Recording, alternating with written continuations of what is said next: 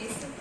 Santibai logged a missing report with police station Kotwali on 24 November 2005 that his grandson Gaurav, who is a student of class 9, has not returned to home since 12 p.m. of 22 November after the school was over, and they had inquired that nearby places but don't know any clue.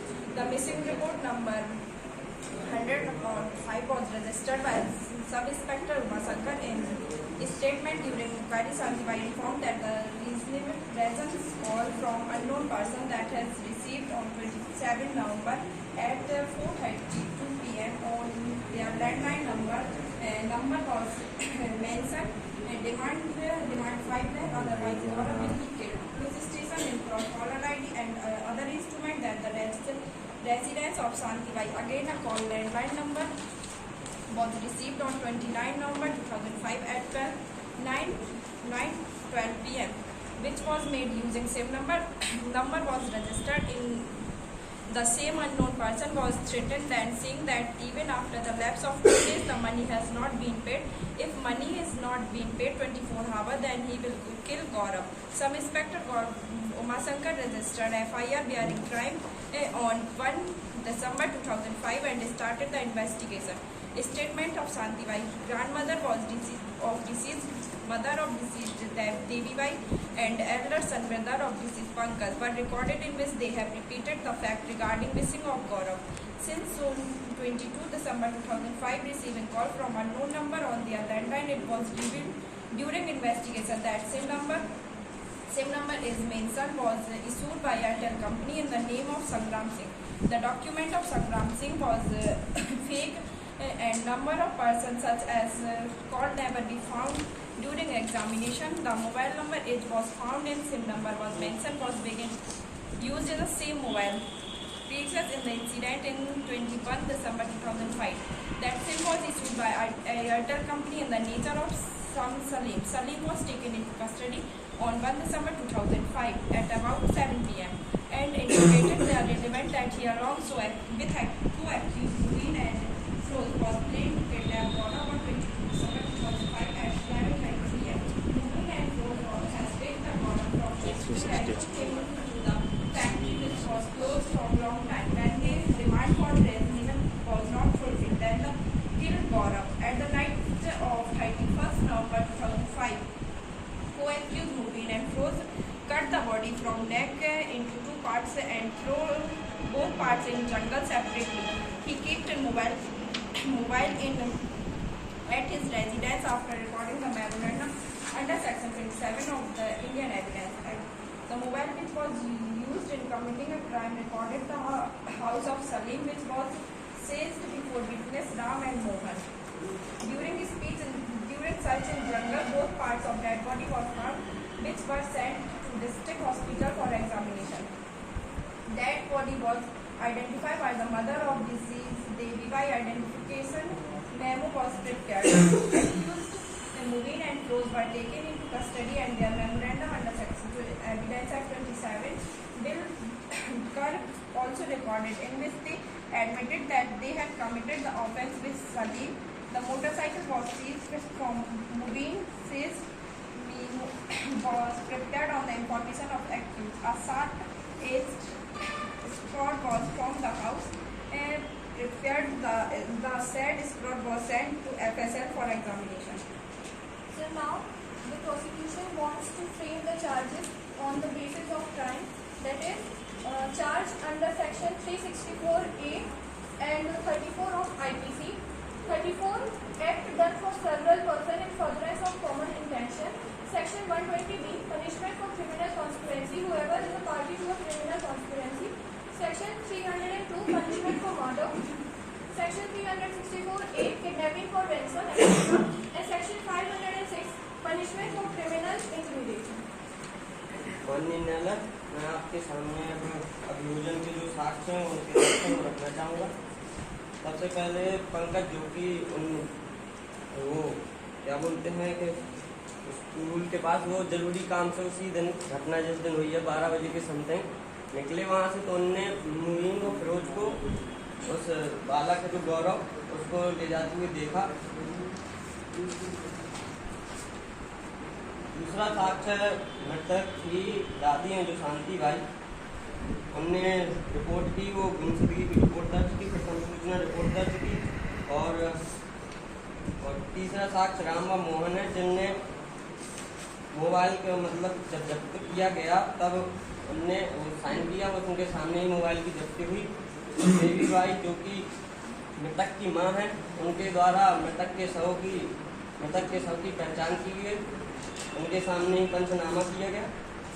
और Airtel company के nodal अधिकारी कपिल जो कि साक्ष्य number 6, उनके द्वारा SIM number की पुष्टि व कॉल डिटेल संबंधी सभी दस्तावेजों को प्रमाणित किया गया।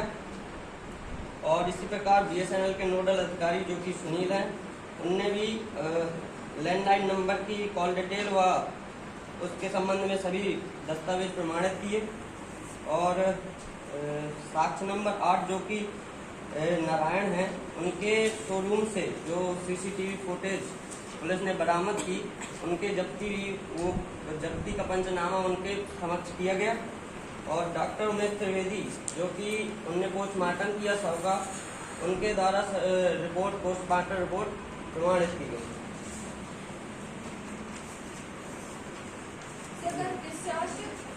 Prosecution has discharged the burden of proof. Trustworthy statement of witness. Accused Morgan and Rose were last seen together with deceased. Ransom calls were made from mobile of accused Salim. It has been requested that the accused person be awarded capital punishment.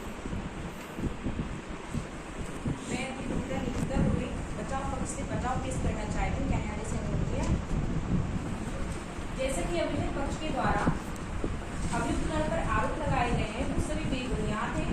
जो भी अभियुक्त पक्ष के द्वारा साक्ष्य पेश किए गए हैं वो सारे के सारे वीक एविडेंस है, कमजोर प्रकृति के साक्ष्य है।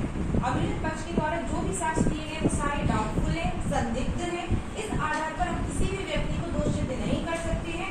जैसा कि हमारी भारतीय साक्ष्य अधिनियम 1872 के 3 मुख्य सिद्धांत है जो साक्ष्य विधि का आधार है। पहला है साक्ष्य को विवादित तथ्य तक ही सीमित होना चाहिए। सभी मामलों में सर्वोत्तम साक्ष्य पेश किया जाना चाहिए। अनुश्रुत साक्ष्य ग्राह्य नहीं है, अतः उन्हें बाहर ही रखना चाहिए।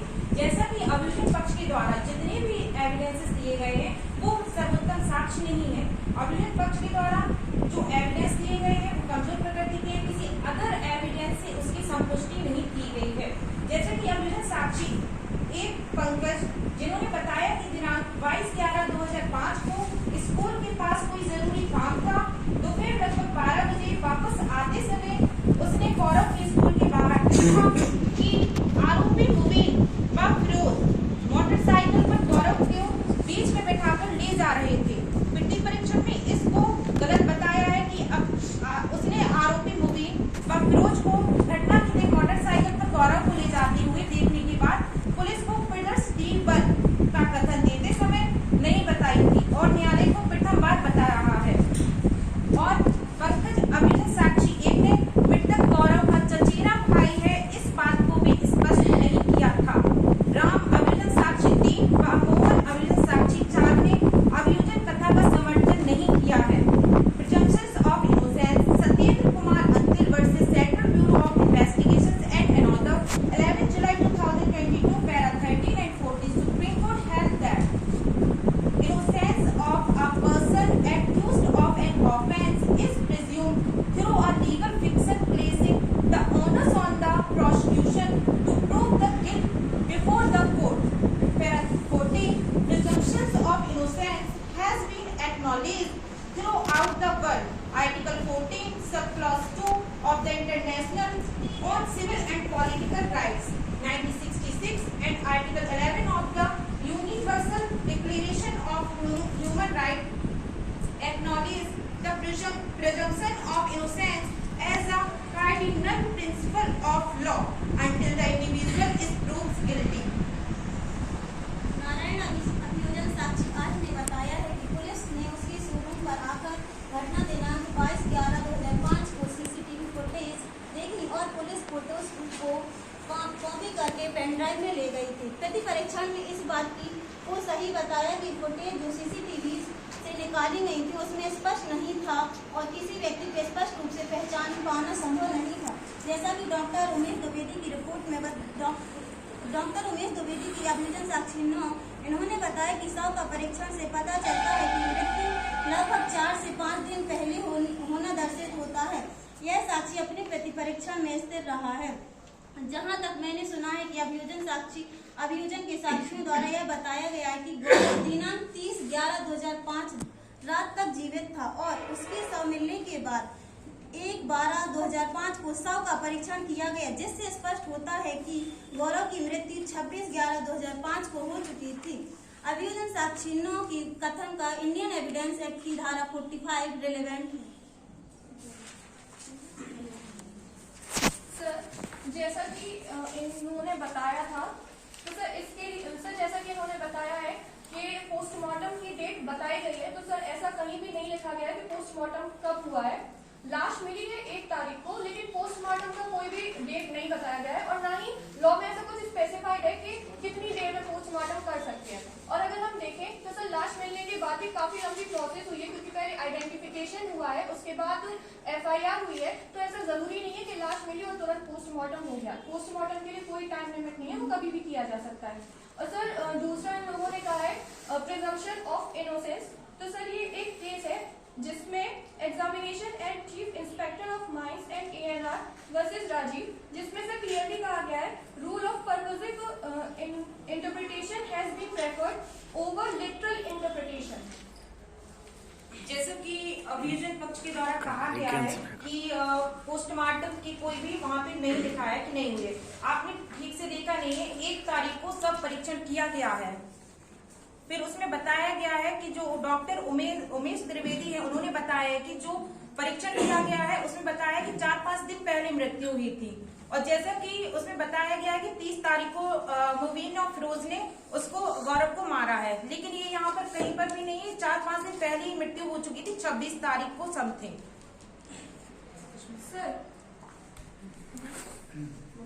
सर जैसा कि इसमें जो हम लोगों के सीजर हुए हैं मोबाइल फोन, सर उसका जो नंबर था वो सेम नंबर था जो मोबाइल सलीम के पास था, और उससे जो सिम से जो कॉल रिकॉर्ड्स आए हैं वो वही है जो फिरौती के लिए आए थे। और अक्यूज ने ये एक्सेप्ट भी किया था कि ये फिरौती मांगी गई और फिरौती ना मिलने पर मर्डर किया गया है।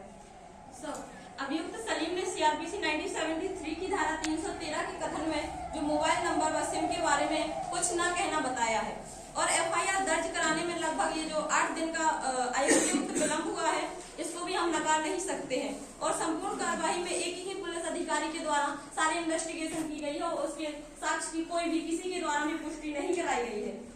और यहाँ पे जो हमारी इंडियन एविडेंस है 1872, इसकी सेक्शन 65B का कोई भी सर्टिफिकेट नहीं दिया गया है और ये इसलिए यह जो साक्ष्य है सर्टिफिकेट के बगैर यह महत्वहीन है।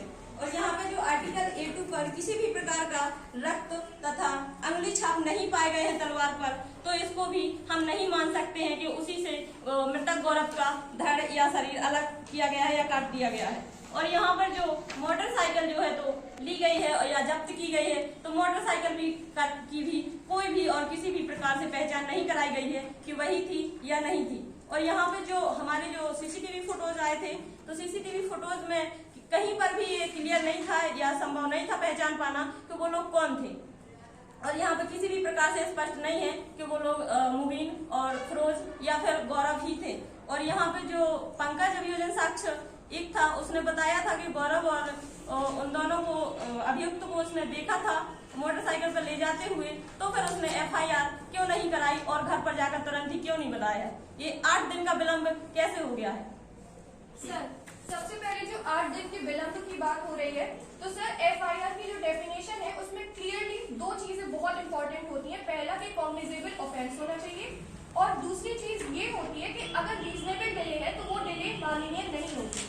सर इससे रिलेटेड एक केस भी है ललिता कुमारी वर्सेस स्टेट ऑफ UP, जिसमें it was held that if the information does not disclose a cognizable offence but indicate the necessity for an inquiry, a preliminary inquiry may be conducted। और sir जैसे इस case में देखा गया है, पहले missing report दर्ज की गई है, डायरेक्ट किडनैपिंग की नहीं है, तो जब तक सर मिसिंग जो है वो नॉन कॉग्निजेबल ऑफेंस है। और सर 364 में भी यही है कि जब तक कॉग्निजेबल ऑफेंस नहीं है तब तक FIR नहीं हो सकती। तो हम सर लॉ के अगेंस्ट नहीं जा सकते जब तक कॉग्निजेबल ऑफेंस नहीं है। और इसमें इंक्वायरी की गई है, इसीलिए ये विलंब हुआ है। जो भी बताया गया है कि अगर कॉग्निजेबल ऑफेंस के लिए प्री इंक्वायरी करना पड़े तो पुलिस कर सकती है।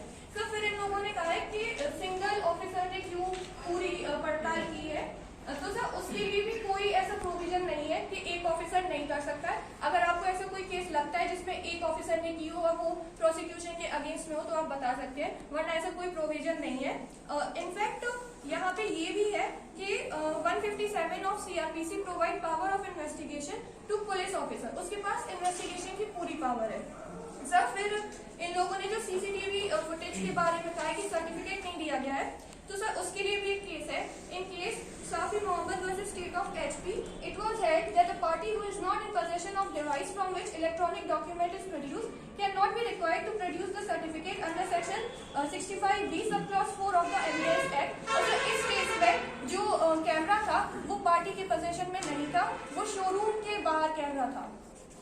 जैसे कि अभियोजन पक्ष के द्वारा बताया गया है कि जो एफआईआर थी वो डिले नहीं 8 दिन हो गए, उसका एक्सप्लेनेशन दिया गया है, लेकिन एफआईआर 5 दिन, हाँ 5 दिन का। जैसे कि आपने जो एफआईआर है वो कोई भी बेस्ट एविडेंस नहीं है, वो संपुष्ट साक्ष्य के रूप में आप भारतीय साक्ष्य अधिनियम की धारा 157 के तहत रिलेवेंट कर सकते हैं, लेकिन किसी एफआईआर के बेस पर आप किसी एक्यूज पर्सन को कन्विक्ट नहीं कर सकते हैं। अगर आप उसके साथ कोई सेटिस्फेक्शन एविडेंस लाते हैं तभी आप कर सकते हैं। जैसा कि सीसीटीवी फुटेज की आपने बात की है, तो उसमें सीसीटीवी फुटेज में कहीं पर क्लियर नहीं है कि वो मुबीन, फिरोज और गौरव जी थे, ये पहचान नहीं हुई है स्पष्ट रूप से। जो तलवार पाई गई थी, जब्त की गई थी, उस तलवार पर कोई भी रक्त के निशान नहीं थे। एफएसएल जब रिपोर्ट आई है तो रिपोर्ट में भी कोई भी ऐसे एविडेंस नहीं बताया गया है कि वो उसी से उसका धड़ अलग किया गया था। जो मोटरसाइकिल जब्त की गई थी उसकी भी कोई शिनाख्त पहचान नहीं की गई है। और जो पंकज अभियोजन साक्षी 1 है उसके द्वारा भी ये प्रति परीक्षण के द्वारा पक्षद्रोही साक्षी वो बन गया था, तो उसकी जो साक्ष्य है वो विश्वसनीय नहीं है। जितने भी साक्ष्य अविश्वसनीय है, कोई भी बेस्ट एविडेंस नहीं है। इस वजह से जो मेरे अभियुक्तगण है उनको मैं न्यायालय से विनम्र निवेदन करती हूँ कि ये दोष मुक्त किया जाए। धन्यवाद। सर जो nodal officer of Airtel company Kapil है, उन्होंने ये खुद स्पष्ट किया है कि एयरटेल की जो सिम है वो सलीम के नाम पे रजिस्टर्ड थी, इसका सर्टिफिकेट जो है वो दिया गया है, तो ये भी एविडेंस एक्ट के अंडर आता है। Section 27 and 30 that is electronic evidence जो है वो माने जाएंगे। Sir nodal officer of BSNL Sunil ने भी ये सर्टिफिकेट दिया है। और सर उमेश त्रिवेदी जी जो डॉक्टर है, उन्होंने भी ये कहा है कि पोस्टमार्टम जब किया गया तो डेड बॉडी वैसे ही पाई गई जैसे सलीम ने अपने बयान में कहा था। और सर जो सीजर हुए हैं, सर सलीम के घर जैसा उसने बयान दिया था उसी हिसाब से सारे सीजर हुए, चाहे वो मोबाइल फोन का हो, चाहे वो तलवार का हो, चाहे वो मोटरसाइकिल का हो। और सर यहाँ से एक और क्वेश्चन आया था कि राम एंड मोहन ने सपोर्ट नहीं किया प्रोसिक्यूशन को, लेकिन सर उन्होंने लीडिंग क्वेश्चन में ये चीज एडमिट की है कि सिग्नेचर जो मेमोरेंडम में थे वो उन्हीं के हैं। तो सर हम बातों से ज्यादा जो लिखित होता है, साइन होता है, उन पे भरोसा करते हैं। और सर एक चीज और यहाँ पे स्पष्ट की गई थी कि जो स्टेटमेंट है विटनेस की वो पूरे तरीके से ट्रस्टवर्दी है। और सर वो क्यों ट्रस्टवर्दी है उसके लिए भी एक केस है।